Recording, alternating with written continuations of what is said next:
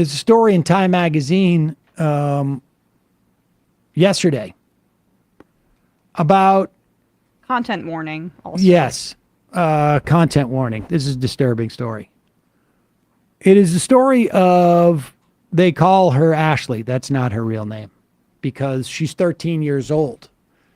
And in the fall of 2022, according to Time magazine, she was raped by a stranger in the yard outside her home. She, for weeks, didn't tell anybody what happened, not even her mom. She was doing TikToks in her backyard. And she had been doing that, and then all of a sudden, just like one day, refused to leave her room because she was terrified.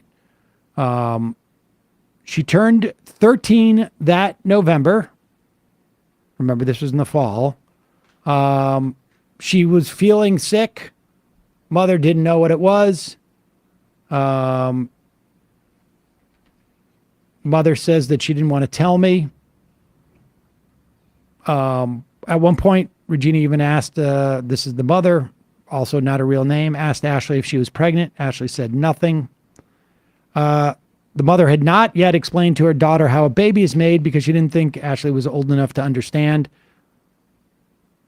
Tell your kids very young, incidentally. 6 is really the appropriate age. It protects them.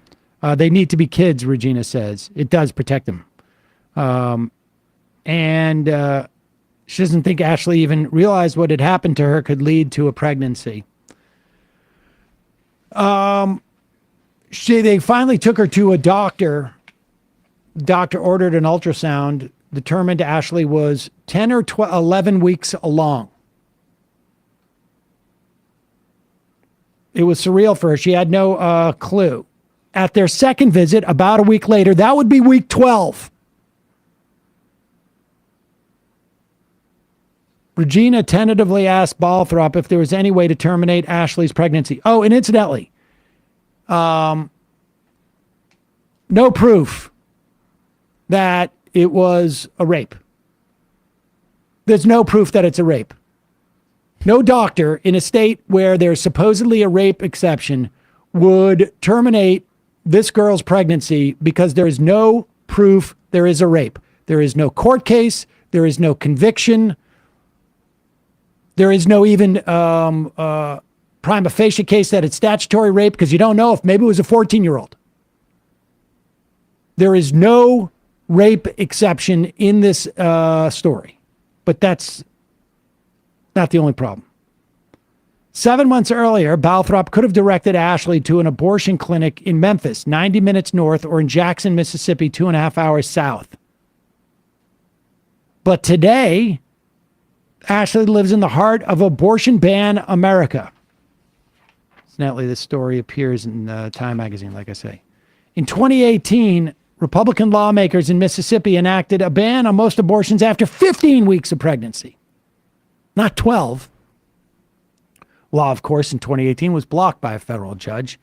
But it immediately kicked in after the court overturned Roe v. Wade. So the doctor told Regina, that's the mom, that the closest abortion provider for Ashley, the 13-year-old, now 13-year-old girl, would be in Chicago. At first, Regina thought that she and Ashley could drive there, but it's a 9-hour trip, and Regina would have to take off work. She'd have to pay for gas, for food, and a place to stay for a couple of nights, not to mention the cost of the abortion itself. I don't have the funds for all this, she says. And Ashley did what girls with no other options do.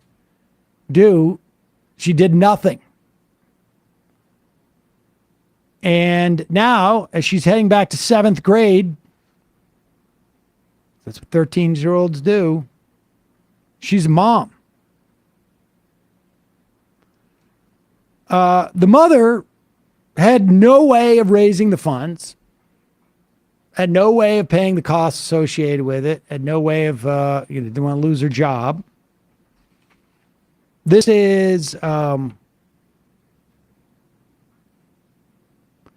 than 24% of women in Mississippi have no birthing hospital within 30-minute drive. Yeah, I was about to say it's also a doctor desert in Mississippi in general for all other kinds of care as well.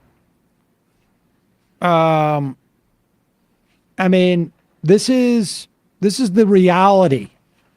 All of the hemming and hawing about icky to get an abortion, need to compromise, Politicized hoaxes. I mean, all of it.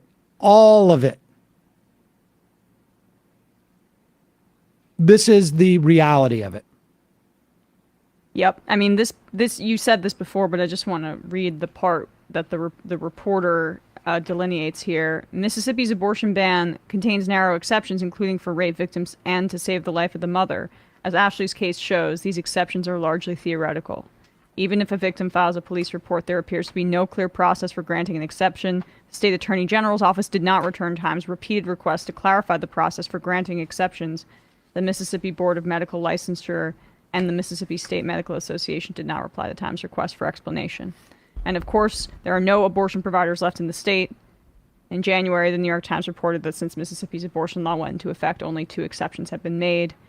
Even if the process for obtaining one were clear, it wouldn't have helped Ashley. Regina didn't know that Mississippi's abortion ban had an exception for rape, and that's part of it. It's chilling effects stuff. Oh, these theocrats don't need the law, the letter of the law to do their work. They don't care. They know that just passing a law, keeping it vague enough, in Texas, it could just be like even the threat of someone bringing a suit. That's the way their book banning stuff works.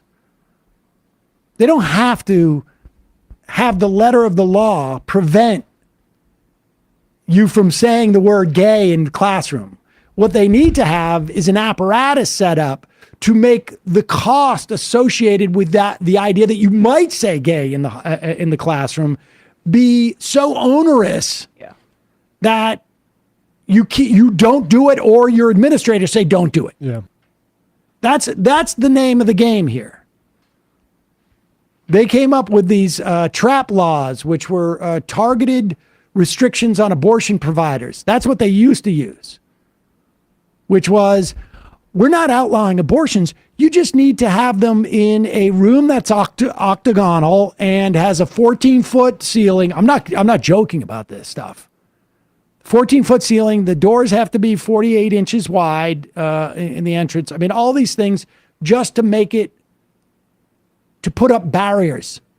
I mean, we see states do the same thing with like unemployment insurance or stuff like this. I mean, all of this, there is a method to this madness, and they know exactly what they're doing, and this is what it ends up with. So the cruelty is the point. They want to punish you. And I just want to read this final paragraph of the piece because they interviewed the girl and the mother here. There's only one moment when Ashley smiles a little, and it's when she describes the nurses she met in the doctor's office and delivery room. One of them she remembers was nice and cool, in quotes. She has decided that when she grows up, she wants to be a nurse too, to help people, she says. For a second, she looks like any other soon-to-be 7th grader sharing her childhood dream. Then Peanut stirs in his car again, car seat. That's the nickname for the child. Regina says he needs to be fed. Ashley's face goes blank again. She is a mother now. Sick. And start your stopwatch for the next time this is going to happen. Yep. I mean, we don't know how many times this has happened, right? Yep, I mean, you exactly. think about the confluence of these things where it's not like there's reporters walking all around these states looking for these cases. And It's not like I'd go to a reporter if that happened to somebody. And it's not like, you're going to go to a reporter. There's undoubtedly more of these. Undoubtedly.